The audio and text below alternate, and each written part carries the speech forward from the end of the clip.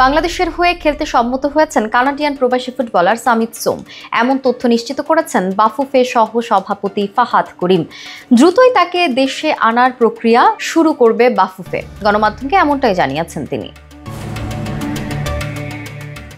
গত মাসে জুন উইন্ডোর জন্য বাফুফে যোগাযোগ শুরু করে কানাডা প্রবাসী সামিত সোমের সাথে। তখন ফেডারেশনের কাছে 2 সপ্তাহের সময় চেয়েছিলেন তিনি, তবে এবার জানিয়েছেন নিজের সম্মতির খবর। জাতীয় বয়সভিত্তিক দলের জন্য জুনে তাই প্রবাসী ফুটবলারদের নিয়ে বিশেষ ট্রায়ালের আয়োজন করতে যাচ্ছে ফেডারেশন। কানাডার যুব দল ও জাতীয় দলে খেলেছেন সামিত সোম।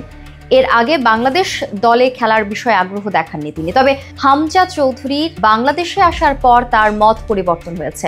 অন্য দেশের সিনিয়র দলে খেলা ফুটবলারদের অন্তর্ভুক্তির প্রক্রিয়া দীর্ঘ সময় সাপেক্ষে হওয়ায় বাফুফে এখন তরুণ প্রতিভা খুঁজে বের করায় বেশি মনোযোগ দিচ্ছে। প্রতিভাবান এসব ফুটবলারদের উপস্থিতিতে জাতীয় দলের ফুটবলারদের মাঝেও লক্ষ্য করা গেছে বাড়তি উদ্দীপনা। এ প্রসঙ্গে বাফুফে সহসভাপতি ফাহাদ করিম বলেন, আমরা স্থানীয় ও বিদেশি উভয় ক্ষেত্রেই প্রতিভাবান ফুটবলারদের খুঁজে বের করার চেষ্টা করছি। দেশীয় প্রতিভা খোঁজার কাজ সারা বছরই চলে, তবে এবার প্রথমবারের মতো আমরা প্রবাসী ফুটবলারদের দলে ভেড়ানোর উদ্যোগ নিয়েছি।